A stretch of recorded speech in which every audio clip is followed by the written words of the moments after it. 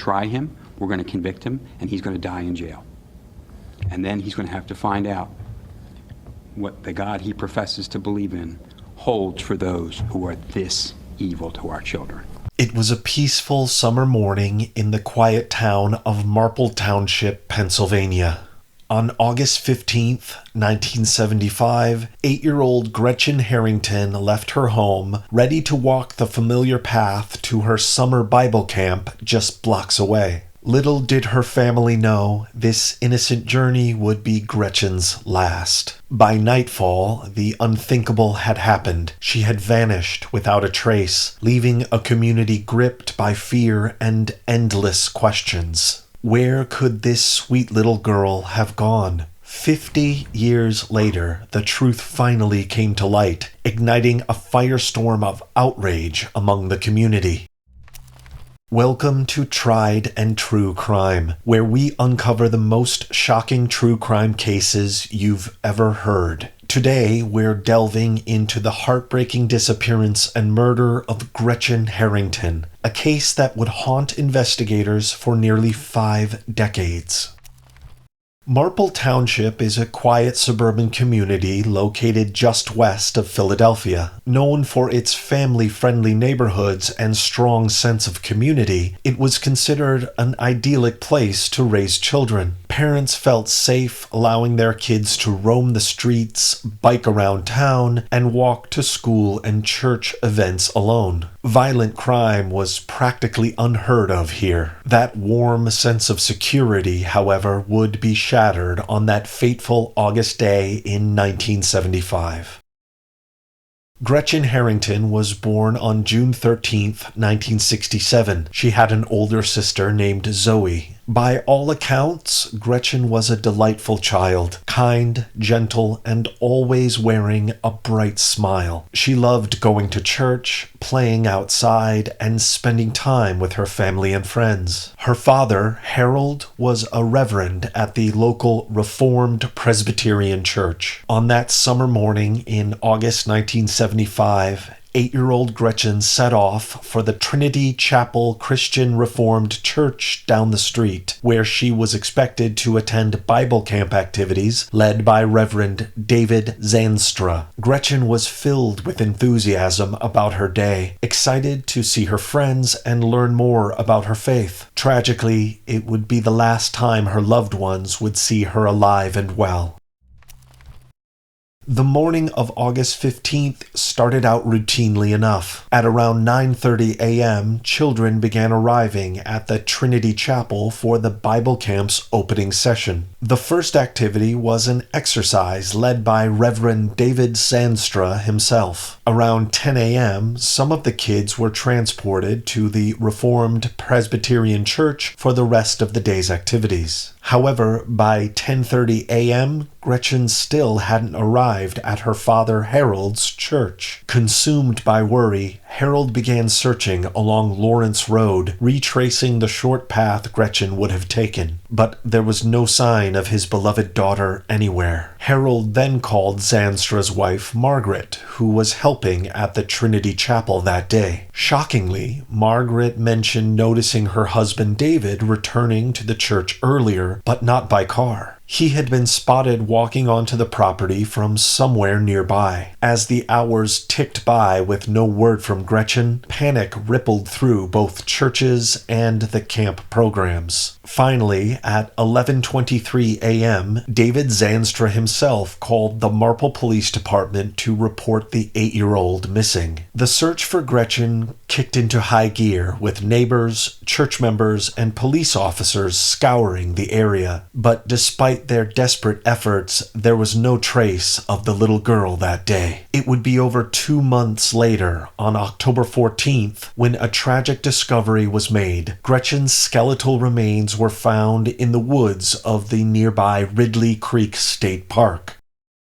An autopsy revealed the devastating truth. Young Gretchen had suffered blunt force trauma to her skull, leaving her with severe fractures that proved fatal. Her body was found wearing some of her clothes from that morning, but her distinctive blue shorts were missing. Investigators were confused. How could a seemingly peaceful morning have turned into such a nightmarish scenario? Over the next few months, an extensive investigation unfolded. Witnesses were interviewed, including other campers, teachers, and parents affiliated with the churches and Bible programs that fateful day. Crucial details emerged about suspicious vehicles spotted in the area and unusual changes to the camp's normal schedule. Most hauntingly, one child reported seeing a girl matching Gretchen's description running down the street, seemingly fleeing from a man. Reverend Zanstra's name arose repeatedly throughout the investigation. Not only had he provided an eerily specific description of Gretchen's shorts, despite allegedly never seeing her that day, but he was unable to account for a period of time after the camp's morning session had ended. When pressed by police about his whereabouts and activities on August 15th, Zanstra's timeline didn't quite add up. But perhaps most chillingly, one of Zanstra's daughter's friends, identified as C1 for privacy reasons, revealed a dark secret during her interview with investigators.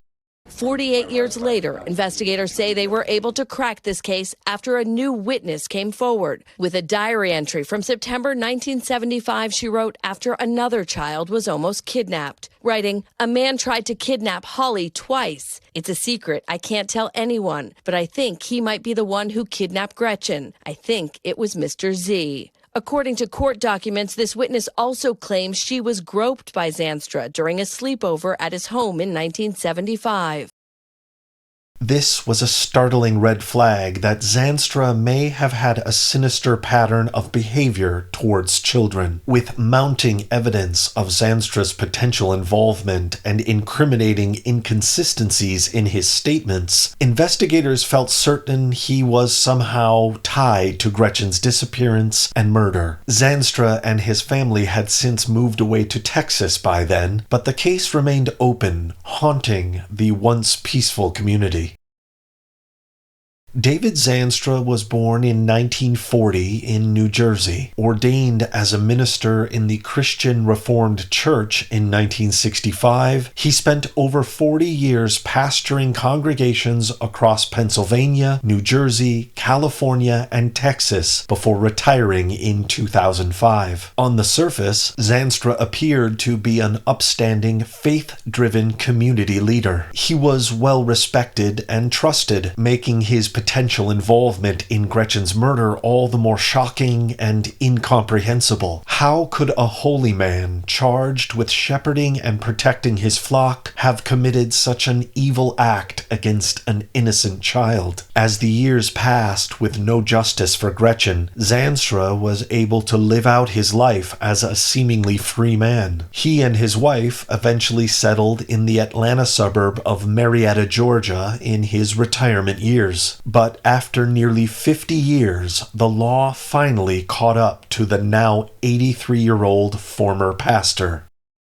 In July 2023, David Zanstra finally confessed to the twisted crime he had committed and covered up for almost half a century. In a 4-hour interview with Pennsylvania State Police, he initially showed memory loss and confusion, but slowly the truth began to unravel. Zanstra admitted to seeing Gretchen walking alone to Bible camp that August morning in 1975. He pulled over and called out to the little girl, someone he knew from his close relationship with the Harrington family. Offering her a ride in his green station wagon, Zanstra lured Gretchen into his vehicle, driving her to a secluded wooded area instead of towards the church. There, in a heinous act of depravity, Zanstra forced the 8-year-old to undress, despite her cries that she wanted to go home. After exposing himself and ejaculating in front of her, Zanstra stated that he struck Gretchen in the head, causing her to start bleeding profusely. Believing he had killed the little girl, the so-called man of God dumped her half-naked body in the woods and attempted to cover it with branches and sticks before leaving to carry on with his day as if nothing had happened. For nearly 50 years, David Zandstra lived with this unforgivable secret, going about his duties with a smile, while the Harrington family and the entire community grappled with unimaginable grief. His confession was finally the breakthrough investigators had been seeking for decades. In July 2023, Zandstra was taken into custody in Georgia and now faces a slew of charges, including criminal homicide, first-degree murder, kidnapping of a minor, and possession of an instrument of crime. Prosecutors are vowing to ensure the 83-year-old dies behind bars for his horrific actions. However, Zandstra's defense attorney is attempting to get his client's confession thrown out, claiming it was obtained under duress and that the elderly man suffers from dementia.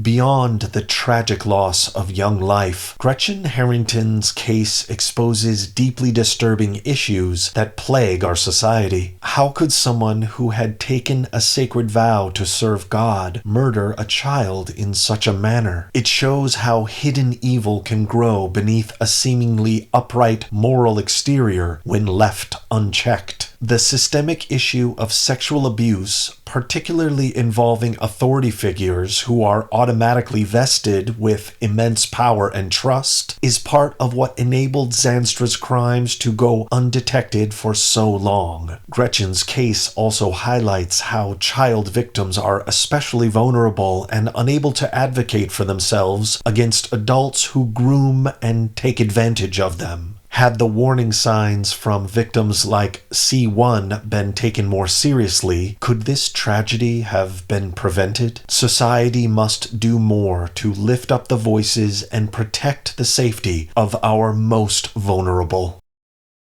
While nothing can undo the devastation of Gretchen's murder or heal her family's wounds, her case has impacted the Marple community in indelible ways. The innocence and trust that once blanketed the town is forever shattered. Children no longer roam as freely, and their parents are more protective and vigilant. Yet, in honoring Gretchen's memory, her community came together with tremendous resilience. The determination to eventually find justice for her became a potent symbol of hope piercing through the grief. Perhaps most importantly, Gretchen's case has raised awareness about listening to potential victims, weighing all evidence before dismissing claims of abuse or assault, and creating safer spaces for children. Her family released a statement that read in part, "It's difficult to express the emotions that we are feeling as we take one step closer to justice." It went on to say, "The abduction and murder of Gretchen has forever altered our family, and we miss her every single day." What do you make of the nearly 50-year journey to solve Gretchen Harrington's murder case? Could critical events have prevented this tragedy earlier on? Please let us know your thoughts in the comments section below. Don't forget to like and subscribe for more shocking true crime stories. Until next time, stay safe out there.